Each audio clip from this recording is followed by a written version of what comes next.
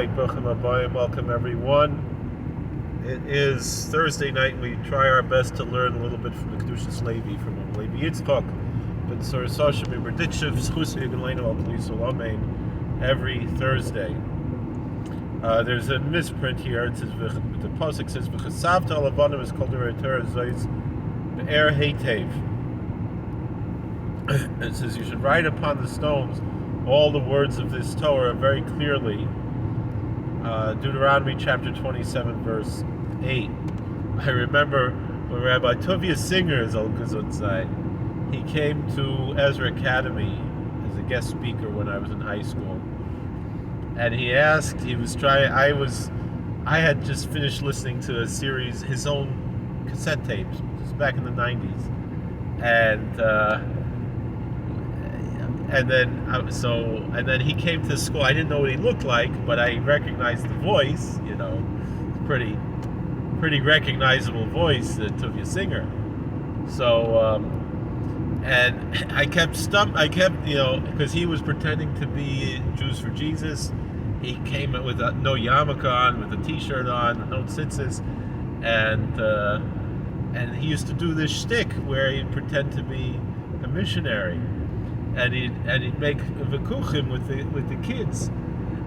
So I used all of his answers back against him, and then he was going to stump me. He's like, "What's the oldest translation of the Torah, of the Bible, of the Hebrew Bible?"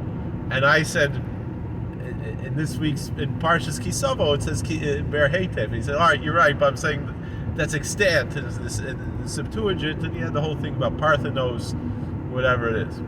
So anyway, fun times, good memories. So anyway, and then he answered back but it was funny because what happened was, after all that, I was like, it's interesting. There's all this stuff I said I learned from a Rabbi Singer.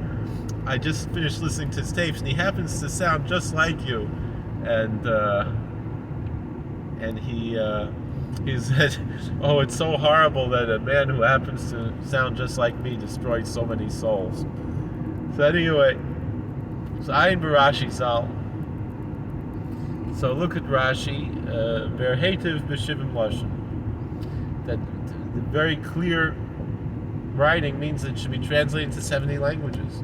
V'tzorech lahaven matziva b'kan l'chteves Torah b'ayin lashon. So why? We mentioned the Septuagint. We know when the Septuagint was translated, that's Ches Tevis, that Ptolemy commissioned the translation of Septuagint. And even though it was miraculous, that's a day of mourning. Asara B'Tevis is connected to Ches Tevis. So we're mourning the translation of the Torah, and yet here we see that Moses already translated the Torah. So why did the Torah need to be translated? Well, Perish Rashi Zal, Bereshis. So we can explain it how Rashi explains in Bereshis. K'dei shelo yoimru heimarmim lahem kol haaretz. Nitla mehem nitla. Right?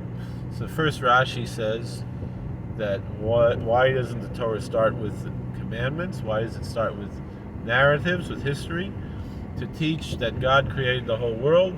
And so if they're saying that the Hebrews stole the land from the Canaanites, they said, well, no, the whole world belongs to God. And when the Canaanites sinned, he took it away from them and gave it to the Israelites. Then the Israelites sinned, he took it away from them and he gave it to whoever else, the Babylonians and the Romans and so forth, and all the different people who had the Holy Land. We're still in that state of sin, and even though they set up this phony state they call Israel, it's not really ours until Mashiach comes. So anyway, and in that way it'll be peace, not with all the wars and all the nonsense that they have now. We'll have world peace. Nation will not lift up sword against nation, neither shall they learn of war anymore. But anyway, Apshat Pashut. But in any event, with this, it makes it very clear to understand what this is saying. Kevan Yisrael Kibla Torah, since the Israelites accepted the Torah, Kach Nasan Lanu Es Haaretz. That's why the land was given to us, was for the sake of keeping the Torah. It wasn't so we could eat falafel and have a blue and white flag and sing Hatikva. It was to keep the Torah. And this, that God said to put up stones with the Torah on it in all the languages, and to write the Torah on the stones in 70 languages. When they came into the land, it's in order to demonstrate to all the nations that this is why the Israelites took the land, because the other nations were offered the Torah and they did not accept the Torah.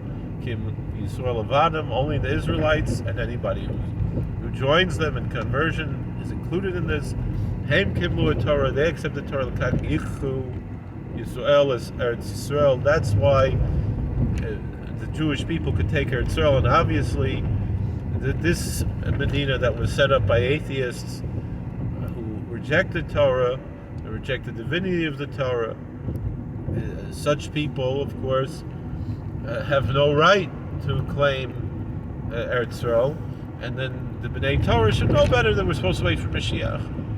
So anyway, thank you for watching. Unfortunately, you have the atheists and the agnostics who they don't keep Shabbos and they don't keep anything else.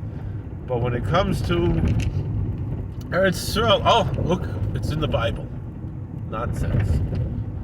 Anyway, thank you for watching. Please like, share, and subscribe, comment. But when we do have Eretz Yisrael, and when we did have Eretz Yisrael in the old days, it was on the condition of the Torah HaKedosha. So thank you for watching. Please like, share, and subscribe, comment. We'll see you guys later. How do I turn this thing off? This one? All right.